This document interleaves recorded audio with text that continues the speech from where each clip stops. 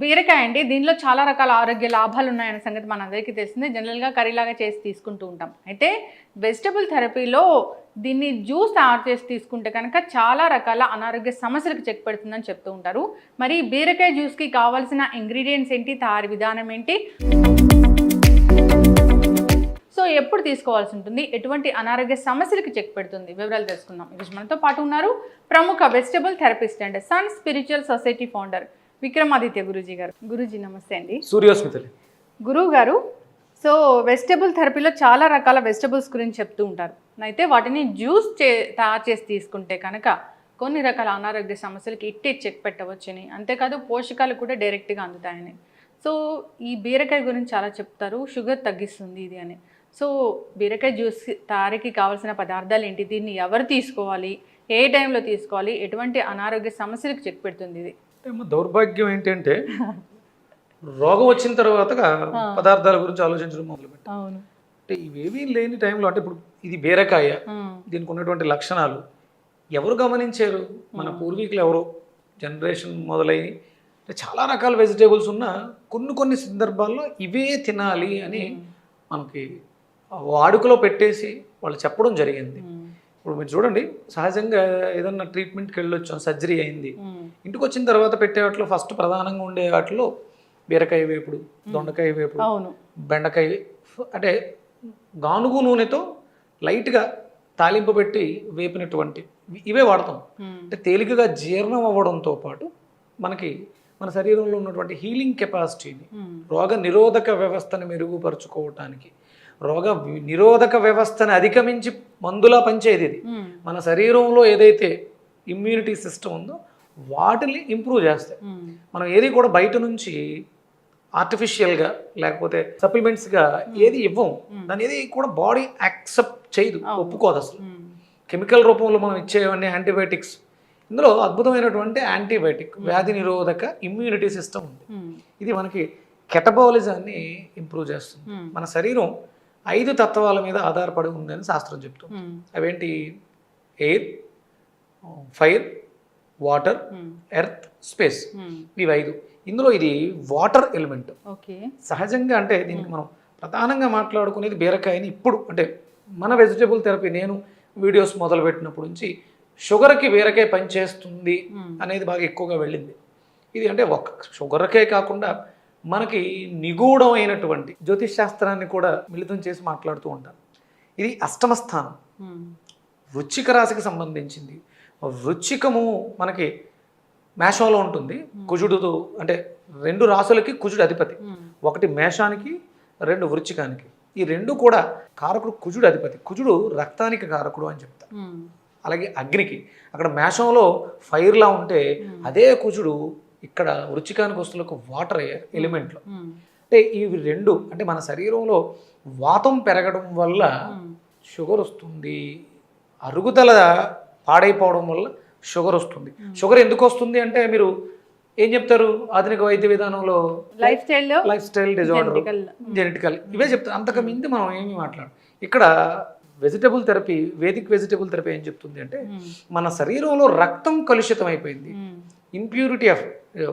ఆయుర్వేద వైద్యం ఏం చెప్పుద్ది? వాతం, పిత్తం, కఫం, 3 దోషాల మీద ఆధారపడి. అంటే ఇది వాత సంబంధమైనటువంటి దోషంగా మనం తీసుకున్నాం. మన శరీరంలో వాటర్ పాడైపోయింది, దీన్ని బాగు చేసుకోవాలి. అంటే నీళ్లు మురికిగా ఉన్నాయి, దాంట్లో ఇంకా జీవం ఏముంటుంది? దాన్ని మనం ఉపయోగించుకోవడానికి వాడుకోలేం కదా. అప్పుడు దాన్ని ఏం చేస్తాం? ఫిల్టర్ చేయాలి. అంటే ఫిల్టర్ డైరెక్ట్గా మనం ఏదో ఒక క్లాత్లో వడకట్టి తీసుకుంటామా? ఎండ బాగా కాయడం ద్వారా, అంటే ఫైర్ బాగా రావడం వల్ల ఎండి ఆ వాటర్ ఆవిరై పైకి వెళ్ళి మళ్ళీ వర్షంగా పడితే తీసుకుంటున్నాం.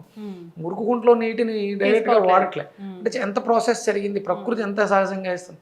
అంటే మన శరీరంలో పాడైపోయిన నీటిని కూడా ఉష్ణం, అగ్ని మండించడం ద్వారా ఫిల్టర్ చేసి రోగాన్ని తగ్గించడానికి వాటర్ ఉపయోగపడుతుంది. ఇది మనకి డయాబెటీస్ ఆ రకంగా ఉపయోగపడుతుంది. రక్తం కలుషితం అయిపోవడం వల్లే రోగాలు వస్తాయి. మనం వాతం, పిత్తం, కఫం గురించి మాట్లాడుకున్నాం. రక్తంలో ఉండవలసిన qualities: quality of blood, quantity of blood, purity of blood. Quality అంటే ఏంటి? రక్తంలో ఏముండాలి? విటమిన్స్, మినరల్స్, పోషకాలన్నీ ఉండాలి. ఇంకా క్వాంటిటీ, నేను చేస్తున్న పనికి, నా వయసుకి నాకు రక్తం ఎంత ఉండాలి అనేది క్వాంటిటీ. ఇక ప్యూరిటీ అంటే టాక్సిన్స్, మనం తీసుకుంటున్నటువంటి వ్యర్థ పదార్థాలు దాంట్లో ఏమున్నాయి, ఇవి మూడిట్ల మీద ఆధారపడి ఉంటుంది. ఆ మూడిట్ల నుంచి రక్షించడానికి, మూడిట్లని బ్యాలెన్స్ చేయడానికి మనకి బీరకాయ దోహదకారి అని చెప్పడం జరిగింది. అయితే జ్యూస్ తయారు చేసి తీసుకుంటే ఈ పోషక విలువలన్నీ చాలా అందుతాయి, అనారోగ్య సమస్యలు ఈజీగా తగ్గుతాయి. అంటే మనం ఈ ప్రాసెస్కి వెళ్ళినప్పుడు బీరకాయని తొక్కతో సహా తీసుకోవాలి. దీంతో పాటు అనుసంధానంగా, అంటే ఒక బీరకాయ కూడా పనిచేసేస్తుంది, కానీ దాంట్లో కొంచెం అనుసంధానంగా కొన్ని ఇంకో ఇంగ్రీడియంట్స్ యాడ్ అవ్వడం ద్వారా ఇంకొంచెం అద్భుతంగా పనిచేస్తుంది. ఎందుకంటే ఇప్పుడు ఈ పెస్టిసైడ్స్ వేయడం వల్ల సహజంగా ఉండాల్సిన పోషకాలు తగ్గిపోయినాయి. ఇప్పుడు ఈ దీంట్లోంచి ఒక స్మెల్ వస్తుంది మనకి. పూర్వం ఇంకా ఎక్కువ ఘాటుగా వచ్చాయి. అంటే ఏ కాయగూర అయినా సరే పురుగు పుట్ర వాటి దగ్గరికి రాకుండా ఉండడం కోసం హార్డ్ స్మెల్ చాలా, ఈ బీరకాయలు ఇది 10 ఉండేది. అప్పుడు ఏ రకమైనటువంటి క్రిములు కీటకాలు దాని దగ్గరికి రావు. మీరు పొట్లకాయని తుంచిన ఏ కాయగూరకైనా తనకి సహజంగానే సెల్ఫ్ హీలింగ్ ఉంటుంది. మనం కెమికల్స్ వాడడం వల్ల అవి బలహీనపడడం వల్ల వాటిలో ఉన్న పోషకాలు తగ్గినాయి, వాటిని అవి రక్షించుకోవడానికి కావాల్సినటువంటి సెల్ఫ్ ఇమ్యూనిటీ కూడా వాటికి తగ్గింది. అందుకని కొన్ని ఇంగ్రీడియంట్స్ మనం యాడ్ చేస్తున్నాం ఇప్పుడు. దాంట్లో ప్రధానంగా అల్లం తీసుకుంటాం, అలాగే తమలపాకులు తీసుకుంటున్నాం, నిమ్మకాయలు తీసుకుంటున్నాం, సైంధవ లవణం, మిరియాల పొడి. సో బీరకాయ జ్యూస్ అనేది మార్నింగ్ తీసుకోవాలి. Empty stomach. విపరీతమైనటువంటి షుగర్ ఇబ్బంది పెట్టేస్తుంది. 200, 300, 400 చెప్తూ ఉన్నారు రీడింగ్స్. అలాగే బాడీలో infections, urinary tract infections, kidney infections, lung any infection, మన బాడీలో ఎక్కడ ఇన్ఫెక్షన్ ఉన్నా కూడా బీరకాయ ద్వారా అద్భుతంగా ఇన్ఫెక్షన్స్ తగ్గి హీల్ అయ్యే అవకాశం ఎక్కువ ఉంటుంది. ఒకరు ఒక బీరకాయ తీసుకుంటే సరిపోతుందా? మినిమం 200 grams ఉండాలమ్మా. అంటే ఇప్పుడు ఉన్నవన్నీ కూడా బీరకాయలు పొడుగ్గా ఉంటున్నాయి తప్ప బరువుగా ఉండట్లేదు. ఇంకా వాటిలో వాటర్ ఉండాలి, పీచ్ ఎక్కువ ఉంటుంది, వాటర్ కూడా బాగుంటుంది బీరకాయలు. ఇప్పుడు అది తేలిగ్గా ఉంది అంటే మినిమం ఒక 200 grams క్వాంటిటీ ఉండాలి. రోజుకి 3 సార్లు తీసుకోవాలి. ఎవరైనా ఆర్డర్లో లేకుండా ఇబ్బంది పడుతూ మరీ ఎక్కువగా ఇన్ఫెక్షన్స్ అయి ఉంటే, పుండ్లు మానట్లేదు అనుకునే వాళ్ళు రోజుకి మినిమం 1/2 కిలో బీరకాయ తీసుకోవాలి. ఈ సందర్భంగా నేను చెప్తున్నాను, రైతులకి చేతులు జోడించి సేంద్రియ వ్యవసాయానికి వెళ్ళండి. మీరే భవిష్యత్తులో వైద్యులు. మీరు పండించే పంటలే మనందరికీ కూడా ఆరోగ్యానికి ఉపయోగపడతాయి. పోషకాలు లేని పదార్థాలు ఎన్ని తీసుకుని మనం ఎన్ని రకాల మెడిసిన్స్ మింగినా మెడిసిన్స్ ఏవి కూడా పనిచేయవు. ఏంటమ్మా? ఖచ్చితంగా గురువు గారు, అంతే కదా. మనం మెడిసిన్ ఏదైనా తీసుకున్నా డైట్ కంపల్సరీ అవసరం. ఆ డైట్కి మీరు పండించే పంటలే మాకు ఆధారం, లేకపోతే మనిషి బ్రతకటం కష్టం. సేంద్రీయ వ్యవసాయానికి మనకి జయరామ్ గారు చాలామంది చేస్తున్నారు. వాళ్ళందరినీ అనుసరించి మంచి వ్యవసాయం చేయాలి. భారతదేశం డయాబెటీస్ రహిత దేశంగా మారాలి అంటే మీ చేతుల్లోనే ఉంది అది. సో పూర్తిగా మనం కట్ చేస్తాము. చిన్న అల్లం ముక్క కూడా వేసామా. ఓకే. మనం అల్లాన్ని ఎప్పుడు కూడా ట్రావెలర్ అంటాం. అంటే ఏదైనా మెడిసినల్ ప్రాపర్టీస్ ఉంటే వాటిని పాడవకుండా ఆ డిసీజ్ దగ్గరికి తీసుకెళ్ళడానికి అద్భుతంగా ఉపయోగపడుతుంది. అలాగే యాంటాసిడ్గా కూడా పనిచేస్తుంది. అలాగే జీర్ణ వ్యవస్థను మెరుగుపరుస్తుంది. ఒక 3 తమలపాకులు. మనకు భారతదేశంలో తమలపాకులు వాడటం చాలా విరివిగా ఉండేది. కంపల్సరీ మన భోజనం తర్వాత మనం విరివిగా తాంబూల సేవ అనేది ఉండేది. తాంబూల సేవ ఉండేది. ఎవరైనా ఇంటికి వచ్చినప్పుడు కూడా మంచి భోజనం అంతా పెట్టిన తర్వాత ఫుల్ఫిల్మెంట్ ఎప్పుడు అంటే తాంబూలం ఇవ్వటమే. 1 బీరకాయ తీసుకున్నాము. సో డయాబెటీస్ ఉన్న వాళ్ళు దీన్ని ప్రతిరోజు తీసుకోవచ్చు అంటారా గురువు గారు? అమ్మ ఇప్పుడు ప్రతిరోజు కంపల్సరీ ఇన్సులిన్, లేకపోతే ప్రతిరోజు కంపల్సరీ ట్యాబ్లెట్. దానికన్నా రెగ్యులర్గా ఇది మనం కన్జ్యూమ్ చేయొచ్చు, పండించుకోవచ్చు కూడా. మనం పంట పండించుకొని కూరగాయలు వంటింట్లో ఉంటాయి, పెద్ద ఇబ్బంది ఉంది. 1 అల్లం, ఒక 3 తమలపాకులు. ఇవన్నీ కూడా మనం పెంచుకోవడానికి వీలువైనవి, ఎలాంటి సైడ్ ఎఫెక్ట్లు లేనివి. వాటర్ వేస్తాము.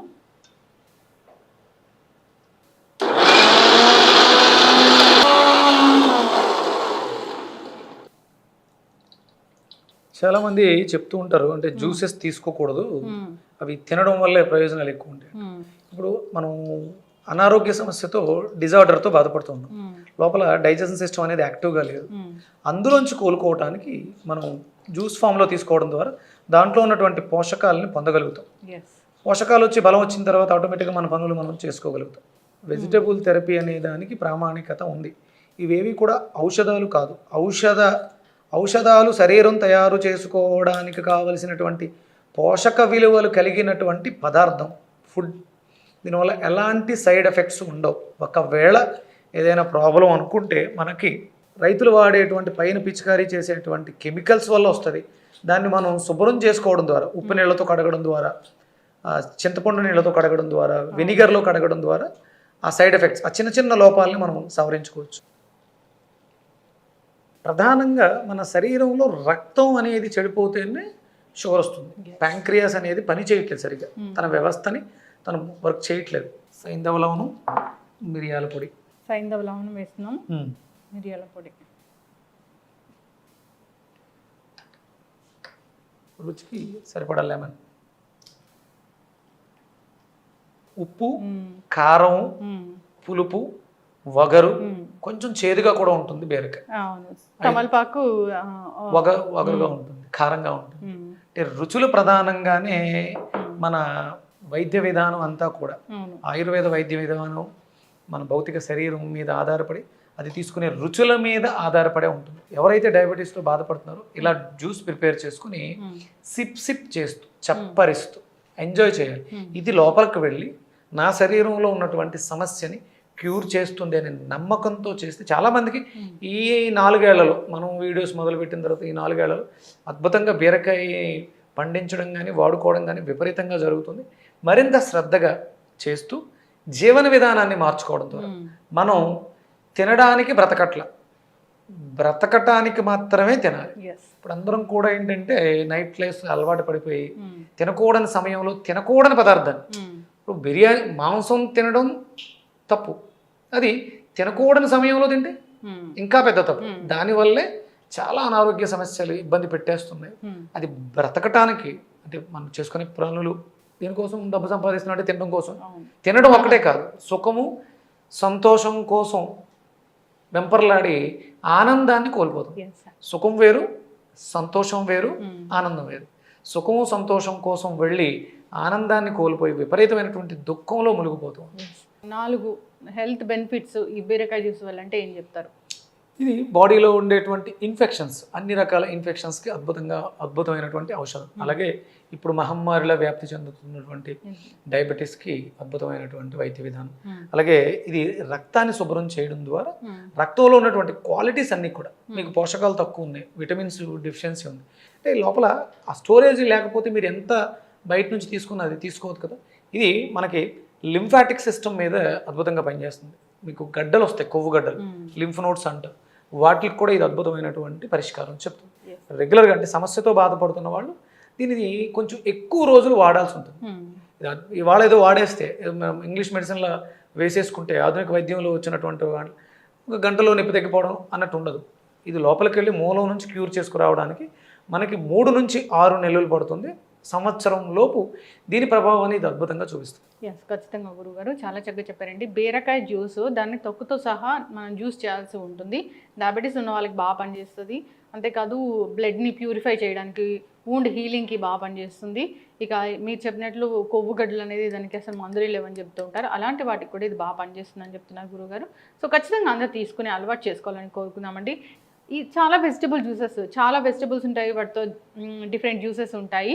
సో వాటిని ఆల్టర్నేటివ్ డేస్లో కనుక తీసుకుంటే ఇంకా ఆరోగ్య ప్రయోజనాలు అనేవి చాలా కలుగుతాయి. మెయింటెనెన్స్ కోసం అయితే రోజుకు ఒక రకం జ్యూస్ చేసుకోవచ్చు. అలాగే మనకి 12 నెలలకి 12 రకాల జ్యూసెస్ మనం చెప్తాం. అంటే ఒక నెల ఇది బీరకాయ, మనకి బీరకాయ అంతా కూడా కార్తీక మాసం అంతా కూడా బీరకాయని విలువగా వాడుకుంటే ఆ మాసానికి రావాల్సిన బెనిఫిట్స్ అంటే మనం అక్కడ కార్తీక మాసంలో విపరీతమైనటువంటి చలి ఉంటుంది, ఇక్కడ రక్తాన్ని వేడెక్కించడం ద్వారా మన శరీరాన్ని బ్యాలెన్స్ చేస్తూ ఈ బీరకాయ ఇది ఉండేది ఎలిమెంట్, వాటర్ ఎలిమెంట్, మన శరీరంలో ఉండేటువంటి వాత సంబంధమైనటువంటి దోషాలకి బయట టెంపరేచర్ కూడా చల్లగా ఉంటుంది, ఇక్కడ అది ఆపోజిట్గా పనిచేసి మన శరీరాన్ని రక్షిస్తూ ఉంటుంది. ఖచ్చితంగా గురుగారు చాలా చక్కటి ఇన్ఫర్మేషన్ అండి. ధన్యవాదాలు. సూర్యసుందర్.